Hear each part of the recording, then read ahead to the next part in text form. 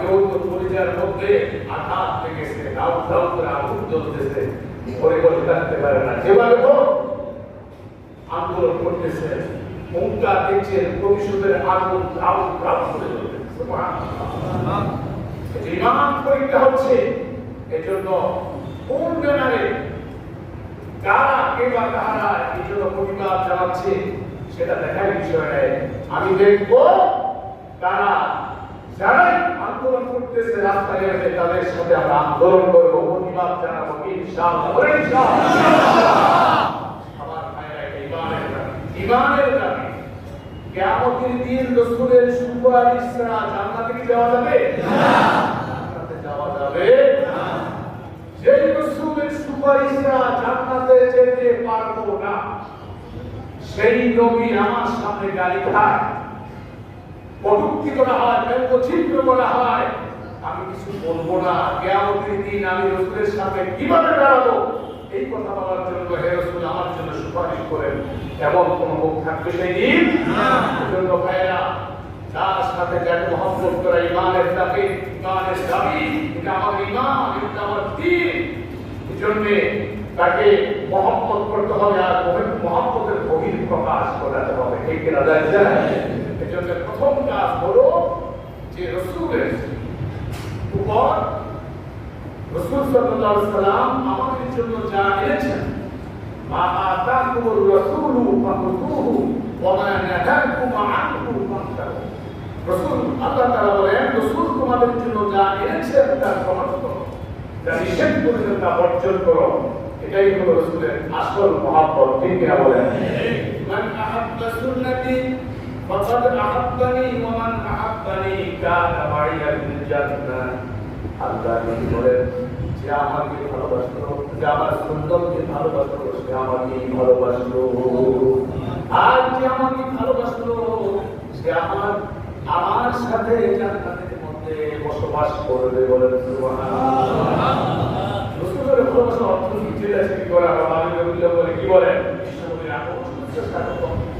পৃথিবীর এমন কোন একজন সাহাবী এই ধরনের মিছিল করেছেন বা ওই রাষ্ট্রে এমন কোন প্রমাণ এবং কোন দৃষ্টান্ত তিনি কেউ দেখাতে পারবে না, ঠিক কিনা বলেন? আমরা এখন আমার ইমানের দাবিতে মহব্বতের বহির্প্রকাশ ঘটাই গেছি। ফ্রান্সে যে ঘটনা ঘটছে, আমার রাসূলকে কটূক্তি করেছে, ব্যঙ্গচিত্র করেছে, এখন যায় তাকে যদি কয়েকদিন ছেড়ে ফেলবো, তারা এই রাসূল সাল্লাল্লাহু আলাইহি ওয়াসাল্লামকে এইভাবে কটূক্তি করে কিন্তু হাতের নামে তো পারছি না, ঠিক কিনা বলেন? এই জন্য আমরা আমাদের যার যার অবস্থান থেকে আমরা প্রতিবাদ জানাবো, আমাদের মহব্বতের বহির্প্রকাশ ঘটাবো। আল্লাহ আমাদেরকে দেখতেছেন, ঠিক কিনা বলেন? রাসূলুল্লাহ সাল্লাল্লাহু আলাইহি ওয়াসাল্লাম তার কাছে খবরগুলো পৌঁছে যাচ্ছে ইনশাআল্লাহ। এজন্য কিয়ামতের দিন যাতে করে বলতে পারি, হে রাসূল, আমরা আপনার ইজ্জত রক্ষার জন্য চেষ্টা করেছি, পারছি না পারছি, সাধ্য অনুযায়ী চেষ্টা করছি। আল্লাহ কবুল করেন, বলেন আমিন। রাসূলের অনুসরণ অনুকরণ আমাদের করতে হবে। আমরা খুব সামাজিকতাকে খুবই প্রাধান্য দিই, যে রাসূলের সুন্নাত পালন করতে গেলে, দায়িত্ব লম্বা করতে গেলে একটু রাত দেখা যায়, সমাজের লোকেরা, বন্ধু বান্ধব যারা আছে ক্রিটিসাইজ করে বা আত্মীয় স্বজনের তোমার ভালো চোখে দেখে না, স্ত্রী কি করে মন খারাপ করে, এই জন্য দাঁড়িয়ে ছোট হয়, কথা ঠিক কিনা বলে? এটা একটু যায় আপনি রাসূলের সাইডে স্ত্রীকে মহব্বত করেন, সমাজকে বেশি প্রাধান্য দেন, বন্ধু বান্ধবকে বেশি প্রাধান্য দেন, আত্মীয় স্বজনকে বেশি প্রাধান্য দেন, কথা ঠিক কিনা বলে? এটা প্রমাণ হয়। মনে রাখবেন যে যাই মনে করুন না কেন, আমি আমার রাসূলের সুন্নতকে পালন করবই করব। রাজি আছেন? যে হযরত হুযায়ফা রাদিয়াল্লাহু তাআলা আনহু তিনি তার নেতৃত্বে মানুষকে আক্রমণ করলেন, মুসলমানদের পক্ষ থেকে তার নেতৃত্বে আক্রমণ করলেন। মানুষের সম্রাট আলোচনার প্রস্তাব পেশ করলো যে আমরা আলোচনায় বসি। রাত দরবারে যাওয়া হলো, হুযায়ফা রাদিয়াল্লাহু তাআলা আনহুর নেতৃত্বে প্রতিনিধি দল বনে গেলেন।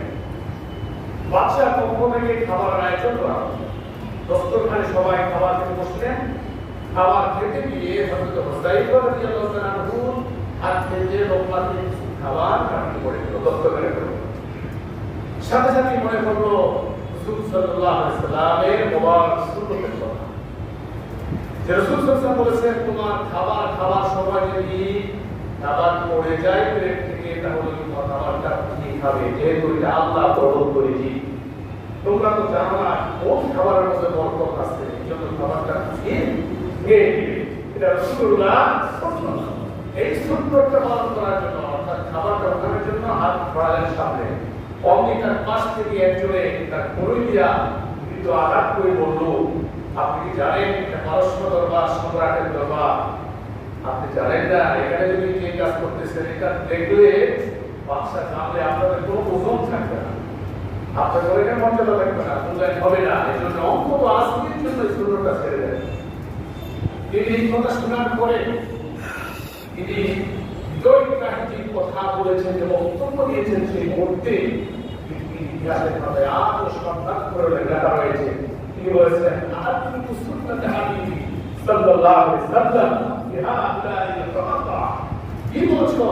আমি আমার রাসূলকে, রাসূলের সুন্নাত পালন করব না, আপনাদের জন্য আমি কি বলছো? আপনাদের কারণে আমি আমার রাসূলের মুবারক সুন্নাতকে আমি ছেড়ে দিব? মুশরিক তারাও না, তারা যাই মনে করো, অমর্যাদা করো, অমূল্যায়ন করো, না যাই করুক না কেন, আমি আমার রাসূলের মুবারক সুন্নাতকে আমি পালন করবই করব। সুবহানাল্লাহ। এর নাম উম্মত, এর নাম রাসূলের আশিক, এর নাম মুসলমান, এর নাম ঈমান। ঠিক কি না বলেন? মুসলমানের মতো হতে হবে। যে যাই করুক, সমাজ আমাকে গ্রহণ করুক বা না করুক, দল আমাকে গ্রহণ করুক বা না করুক, আত্মীয় স্বজন আমাকে সম্মান দিন বা না দিন, আমার স্ত্রী আমাকে ভালোবাসুক না ভালোবাসুক, আমি আমার রাসূলের অনুকরণ করবই, রাসূলের সুন্নাত আমি পালন করবই। সুবহানাল্লাহ। এর নামই মুহাম্মদ। হযরত ওমর রাদিয়াল্লাহু তাআলা আনহু আর সাথী সঙ্গীদেরকে নিয়ে সফরে রওনা হলেন। প্রতিবন্ধে হঠাৎ করে ঘোড়া থেকে নেমে গেলেন, এক গাছের নিচে বসলেন। অল্প সময় বসেই তিনি আবার ঘোড়ায় উঠে গেলেন। সাথীরা বলল যে আমিরুল মুমিনিন, আপনি হঠাৎ করে নেমে গেলেন ঘোড়া থেকে, অল্প কিছু সময় বিশ্রাম করে আপনি আবার ঘোড়ায় উঠে গেলেন, বিষয়টা বুঝলাম না। আমিরুল মুমিনিন হযরত ওমর রাদিয়াল্লাহু তাআলা আনহু তিনি বলেন, আমার সাথীরা, রাসূলুল্লাহ সাল্লাল্লাহু আলাইহি ওয়াসাল্লাম এই মধ্যে যখন তিনি সফর করেছেন, আমি রাসূলুল্লাহর সাথে ছিলাম। আমার মনে আছে আমাকে নিয়ে আমার রাসূল এই গাছের নিচে কিছুক্ষণ বসেছিলেন। এই জন্য আমি রাসূলের সুন্নাত পালন করার জন্য হঠাৎ করে আমি ঘোড়া থেকে নেমে গিয়েছি। সুবহানাল্লাহ। এই নাম সুবহানাল্লাহ, এর নাম মুহাম্মদ। বিদায় হওয়ার সময় আল্লাহর নবী সোয়ালক্ষ সাহাবীকে সামনে নিয়ে বক্তব্য প্রদান করলেন। ও আমার সাহাবীরা, আল্লাহর পক্ষ থেকে যে জিনিস আমি আসছি এটাকে তোমাদের কাছে পরিপূর্ণভাবে আমি কি পৌঁছে দিতে পেরেছি? আমি আমার দায়িত্বটি পালন করতে পেরেছি? আমি আমার দায়িত্বটা আল্লাহ আমি তোমাদের কাছে পুরা পৌঁছে দিতে পেরেছি। এই দায়িত্বটাকে আমি পুরা আদায় করেছি। সবাই সমস্যায় বলে উঠল, হে আল্লাহ রাসূল, আপনি পরিপূর্ণভাবে যথাযথভাবে আপনি দিনকে আমাদের কাছে পৌঁছে দিয়েছেন, আপনি আপনার দায়িত্বকে ঠিক মতো পালন করেছেন। সুবহানাল্লাহ। তখন আল্লাহ রাসূল সাল্লাল্লাহু আলাইহি ওয়াসাল্লাম আকাশের দিকে তাকিয়ে বললেন, আল্লাহুম্মা আশহাদ, আল্লাহুম্মা আশহাদ, আল্লাহুম্মা আশহাদ। ও আল্লাহ, তুমি সাক্ষী থাকো, তুমি সাক্ষী থাকো, তুমি সাক্ষী থাকো, এরা হচ্ছে আমি আমার দায়িত্ব ঠিক মতো পালন করেছি। সুবহানাল্লাহ। এবার বললেন, আমার সাহাবীরা, তোমাদের নিকট আমি আমার দায়িত্ব যা ছিল পৌঁছে দিলাম। আমি তো চলে যাব, পৃথিবীর চিরকাল আমি থাকার জন্য আসি নাই, আমি তো চলে যাব। এখন তামাম পৃথিবীর সমস্ত মানুষের কাছে, তাই সমস্ত মানুষের কাছে এই জিনিস পৌঁছে দেওয়া তোমাদের দায়িত্ব। তোমরা যদি এই দায়িত্ব পালন না করো, কিয়ামতের দিন আল্লাহর কাছে তোমাদের বিরুদ্ধে মামলা দায়ের করো, তোমাদের বিরুদ্ধে সাক্ষী দেব। এই দায়িত্ব আমার তোমাদের কাছে দিয়ে গেলাম, এই আমার তোমরা রক্ষা করবে। অর্থাৎ এই দিনের দাওয়াত মানুষের ধারে ধারে সর্বত্র সব জায়গায় এই কথা পৌঁছে দেবে। ইতিহাস সাক্ষী, ইতিহাস সাক্ষী। রাসূলের ঘোষণার পর তারা বাড়িতে যাওয়ার প্রয়োজন মনে করে নেন। বাবা স্ত্রী সন্তান আত্মীয় স্বজনের সাথে দেখা করার প্রয়োজন মনে করে নাই। তারা ঘোড়া যেই দিকে ফিরে ছিল ঘোড়ার উপর চড়েই তারা রওনা হয়ে আল্লাহকে মহান দ্বীনের দাওয়াত দিয়ে রাসূলুল্লাহ সাল্লাল্লাহু আলাইহি ওয়াসাল্লামের নির্দেশ পালন করার জন্য সুবহানাল্লাহ। কেমন মহব্বত, কেমন ভালোবাসা রাসূলের প্রতি, রাসূলের নির্দেশ পালন করার জন্য তারা বাড়িতে ঘরে যায় নাই। ইতিহাসটা কি আমাদের উপমহাদেশেও সাহাবী এসেছেন, ভারতে সাহাবীদের কবর হয়েছে, পৃথিবীর সব জায়গায় স্বাগত সাহাবীর সামনে বক্তব্য দিয়েছেন। আচার্যুল বাকির মধ্যে মাত্র 10,000 সাহাবীর কবর পাওয়া যায়। আর বাকিরা কোথায় গেল? পৃথিবীর বিভিন্ন জায়গায় ছড়িয়ে পড়েছে আল্লাহর এই দ্বীনের দাওয়াত দিয়ে। বলেন সুবহানাল্লাহ। এটা আমার দেখে কি ত্যাগ, কত বড় ত্যাগ! এই ত্যাগের কারণে আজকে আমাদের মাথায় টুপি, আমাদের মুখে দাঁড়িয়ে গায়ে জুব্বা, ঠিক কিনা বলে? ইসলাম মসজিদ মাদ্রাসায় দিন পেয়েছি তাদের ত্যাগের কারণে। সুতরাং ভাইয়েরা, সাহাবায়ে কেরাম আমাদেরকে শিক্ষা দিয়ে গেলেন মহব্বত করতে হবে, কিভাবেই করতে হবে। সুবহানাল্লাহ। দেখেন না যে কুরাইশে মাসউদ সাকাফি কুরাইশদের পক্ষ থেকে হুদাইবিয়ার সন্ধির সময় খোদাইবিয়ার প্রান্তরে রাসূলের কাছে গিয়েছিল। ওইখানে রাসূলের দরবারে যে দৃশ্যটা, বিস্ময় করে যে দৃশ্য সে দেখেছে, এটা তার দলের কাছে গিয়ে এইভাবে প্রকাশ করেছে। বাবা ওরা ভাইরা, আমি তো বিশ্বের বড় বড় রাজ দরবারে গিয়েছি, পারস্য সম্রাট, রোম সম্রাটের দরবারে গিয়েছি, কিন্তু আজ আব্দুল্লাহ ইবনে মুহাম্মদের দরবারে আমি যা দেখেছি তা কোথাও দেখি নাই। আমি দেখলাম সাহাবায়ে কেরাম রাসূলকে কিভাবে মহব্বত করে, রাসূল যখন থুতু ফেলে কিছুটা হাতে নিয়ে মুখমণ্ডলে বালিশ করে গায়ে বালিশ করে, সুবহানাল্লাহ। তিনি যখন ওযু করে, ওযুর এক ফোঁটা পানি নেওয়ার জন্য তাদের মধ্যে লড়াই শুরু হয়ে যায়, সুবহানাল্লাহ। তিনি যদি কোনো কাজের হুকুম দেন, কে কার আগে কারণ করবে, প্রতিযোগিতা শুরু হয়। তার সামনে মাথা উঁচু করে কেউ কথা বলে না, কেউ বড় আবার কথা বলে না, এমন যন্ত্র ভাবে তারা থাকে। এমন দৃশ্য আমি কোথাও দেখি, এমন চিত্র। সুবহানাল্লাহ। সাহাবায়ে কেরাম দৃষ্টান্ত পেশ করে দিয়েছেন, শিক্ষা দিয়ে গেলেন, সবক দিয়ে গেলেন। ও পৃথিবীর আগত কিয়ামত পর্যন্ত রাসূলের উম্মতরা মহব্বত করতে হবে, এভাবেই করতে হবে। উহুদের যুদ্ধের ঘটনা, রাসূল সাল্লাল্লাহু আলাইহি ওয়াসাল্লামের মাথায় আঘাত করেছে উমাইয়া নামক এক নরপশু। লোহার টুপি দুইটা পড়া রাসূলের চেহারায় ঢুকে গেছে, মাথার মধ্যে, কপালে।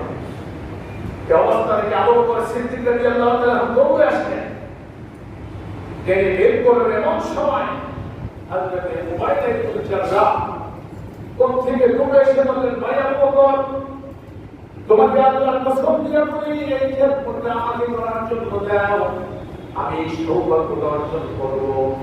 তিনি কি করলেন? পড়াটার মধ্যে টান দিয়ে কাপড় দিয়ে টান মারলেন, পড়া উঠে গেছে।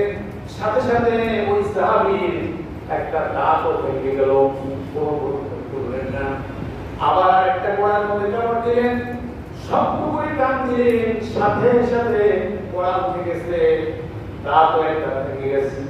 রাসূলের ক্ষতস্থান থেকে রক্ত বেরিয়ে রাসূলুল্লাহ সাল্লাল্লাহু আলাইহি ওয়াসাল্লামের চেহারা মুবারক লাল হয়ে গেছে।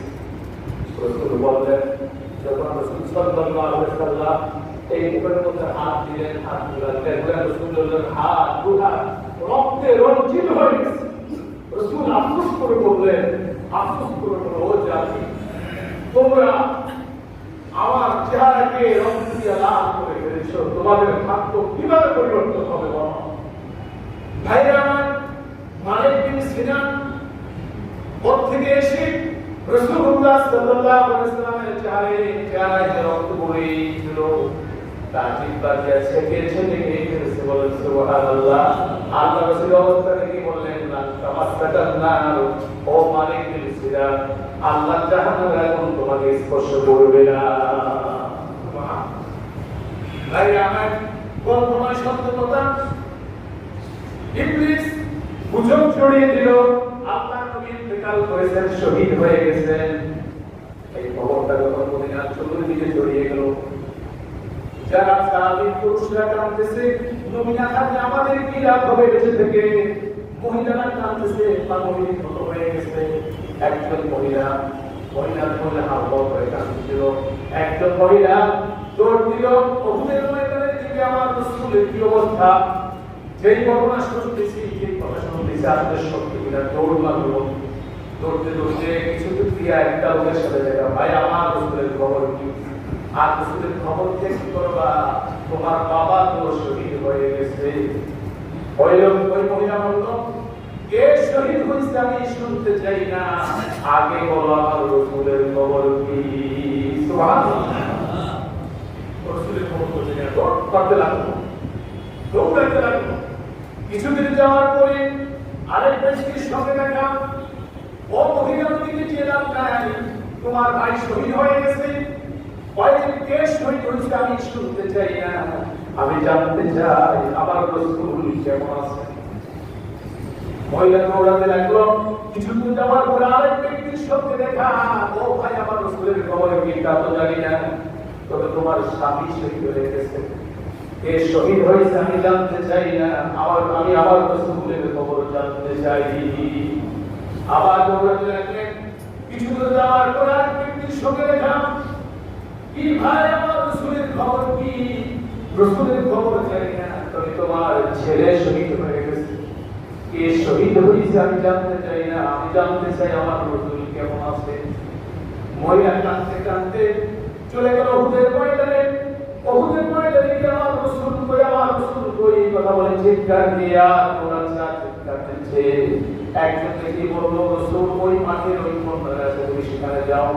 সেখানে গিয়ে রাসূলকে দেখে সাথে সাথে বলল, পূর্ণ মুসিবাতি বাড়া যারা ইয়া রাসূলুল্লাহ, ইয়া হাবিবাল্লাহ, আপনাকে দেখার পর আমার মনটা তৃপ্ত হয়ে গেছে। এমন ভাবে আমার স্বামী, আমার ছেলে, আমার বাবা, আমার ভাই শহীদ হয়ে গেছে। সমস্ত মুসিবতগুলি, কষ্টগুলি দূরীভূত হয়ে গেছে আপনাকে দেখার পর। এটাই বলে ভালোবাসা, এটাই বলে মহব্বত। এমন মহব্বতের নজির আমাদের পেশ করতে হবে, তাহলে জান্নাতে যাওয়ার কোনো উপায় নাই। আল্লাহর কসম, আল্লাহর কসম, আল্লাহর কসম, এই প্রাণশরীর ঘটনা ঘটার পর যাদের অন্তরে ব্যথা লাগে না, অন্তরে রক্তক্ষরণ হয় না, আগুন জ্বলে ওঠে না, বুঝতে হবে আপনি এখনো মুমিন হতে পারেননি। ঠিক না? মুমিন হতে হবে, মুমিনের মতো, রাসূলের উম্মত হতে হবে, উম্মতের মতো। এই জন্য ভাই প্রথম কাজ হলো রাসূলের পূর্ণ অনুসরণ, অনুকরণ করা। আমার ব্যক্তি জীবনটাকে সুন্নাত দিয়ে সাজানো রাজি আছে, আমার ঘরটাকে সুন্নাত দিয়ে সাজানো, সুন্নাত দিয়ে সাজাই না। আমরা সাজাই কি মূর্তি দিয়ে, ওয়াল নাউযুবিল্লাহ। ঘরে ঢুকলে স্তূপের করা মূর্তি, লক্ষ লক্ষ টাকার মূর্তি, নাউযুবিল্লাহ।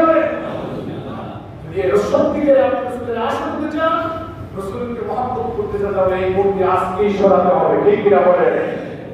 এই রাসূল বলেন, ওই ঘরে রহমতের ফেরেশতা ঢুকে না, যেই ঘরে কুকুর বা কোনো প্রাণীর ছবি থাকে। এটা কি রাসূল মিথ্যা কথা বলছেন? কি বলেন? বিশ্বাস পাইলো? এই মূর্তি সরাতে হবে। রহমতের ফেরেশতা ঢুকবে না, কখনোই কসমের ফেরেশতা ঢুকবে। ঠিক কিনা? আমরা রহমতের ফেরেশতা আসতে দেরি করে, রহমত ঘরে কিভাবে আসবে? আমার সংসারে সারাদিন ঝগড়া লেগেই থাকে, বউ শাশুড়িকে মানে না, শাশুড়ি বলতে পারে না। কি বলে? ঝগড়া, ছেলে বলে ভাই বলে ঝগড়া, আপনার ছেলে বাপে ঝগড়া। কেন? সংসার বরকত নাই, সবসময় ঝগড়া লেগেই থাকে। একমাত্র কারণ হলো এই পিতার মধ্যে রহমত ঢুকে না। রহমত কিভাবে ঢুকবে? আমরা তো গজবের ফেরেশতা আসার জন্য আমরা কি করে দিচ্ছি? জায়গা করে দিচ্ছি। রহমতের ফেরেশতা না আসতে হয়, এই জন্য জগতের মতো মূর্তি ঢুকে যাচ্ছে। আল্লাহ আমাকে হেফাজত করে না। আপনাকে ডাক করছেন না?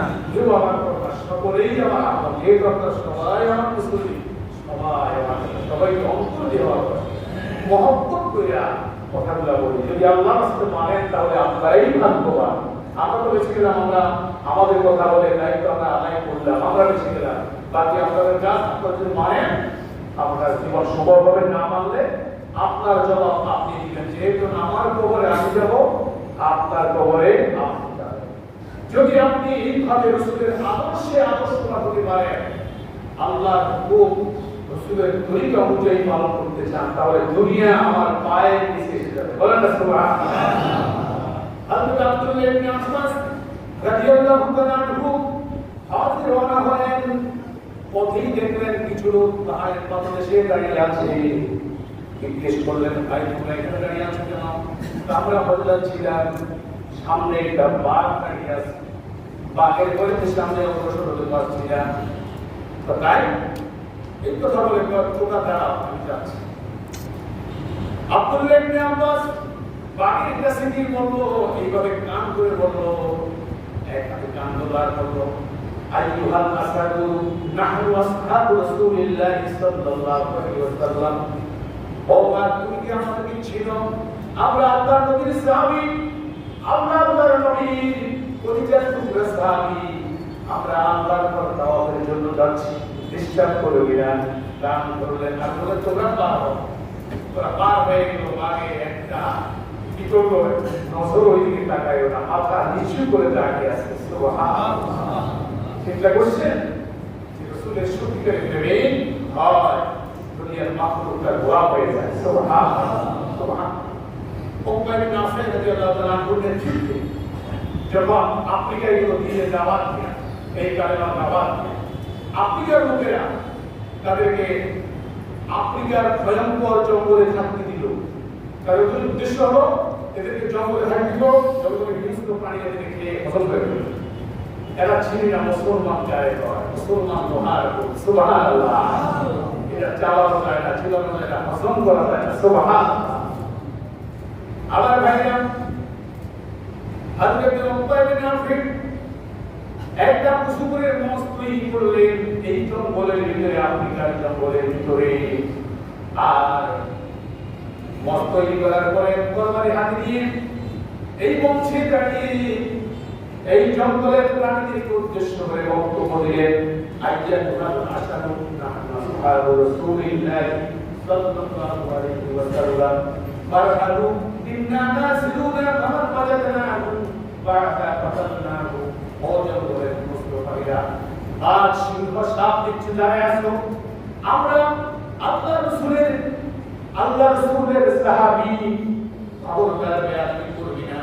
আল্লাহর দ্বীনের দাওয়াত দিয়ে আমরা এখানে এসেছি, ডিস্টার্ব করবি না। আজকে রাত্রে আমরা এখানে অবস্থান করব, তোমরা আজকে রাতের জন্য জঙ্গল ছেড়ে অন্যত্র চলে যাও।